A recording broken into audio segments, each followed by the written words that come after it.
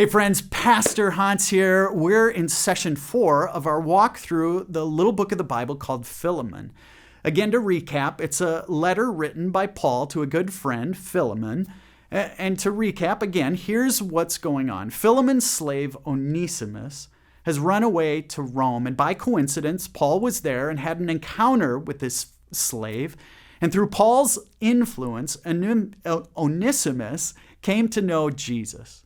Now transformed by this newfound faith, Onesimus is now heading home back to Philemon, and Paul is writing to Philemon to tell him about Onesimus's faith and to encourage Philemon to welcome Onesimus not as a slave, but as a fellow brother in Christ. So today in our reading, Paul is going to appeal to his friendship, the friendship he has with Philemon and his newfound friendship with Onesimus. Because here's what you know. Real friendship is different.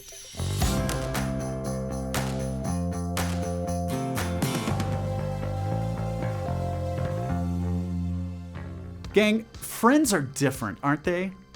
Paul here is writing to his friend Philemon about his new friend Onesimus.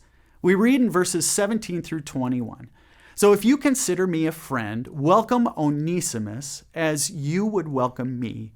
If he has done you any wrong or owes you anything, charge it to me. I, Paul, am writing this with my own hand. I will pay it back, not to mention that you owe me your very self.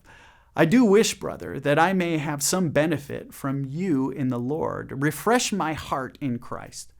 Confident of your obedience, I write to you, knowing that you will do even more than I ask. Philemon is Paul's friend. And the passage, it speaks of Paul willing to do almost anything for his newfound friend, Onesimus. In a way, this passage, it reminds me of a story about friendship that's found in the book of Mark. There were these 3 guys who were seen lugging around their paralyzed friend.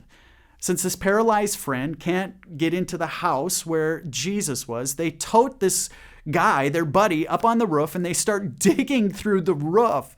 They vandalize and trespass, Also, their friend can get near Jesus. They were willing to do whatever it took for their friend. Why? Well, to them, he wasn't a paralyzed man. He was a friend. And friendship has us doing things we wouldn't otherwise do. Friendship is different. A friend is chosen. A friend doesn't have to be there, but they are. They have no obligation, and yet, you know this, friends, they show up. Most of us, when it comes to friends, we have 2 problems. Either we lack friends, or our friends are poorly chosen. Right? Often we think good friendship it happens. And then we wonder why it doesn't happen. It must be sought. Friendship is discovered. It's an investment.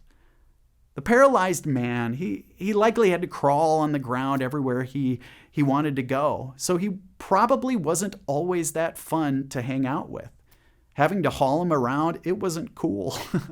I imagine his buddies wanted to go chase girls on the lake every once in a while, but they probably weren't able to do it when their friend was around. He was a hassle. He never paid for dinner. He never drove.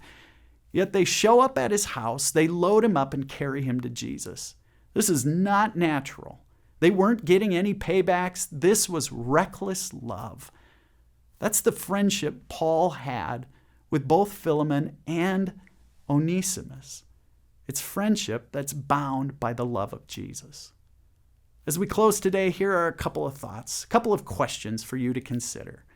Like those friends of the paralyzed man who lugged him around, who in your life is bringing you to Jesus? And secondly, who in your life are you bringing to Jesus?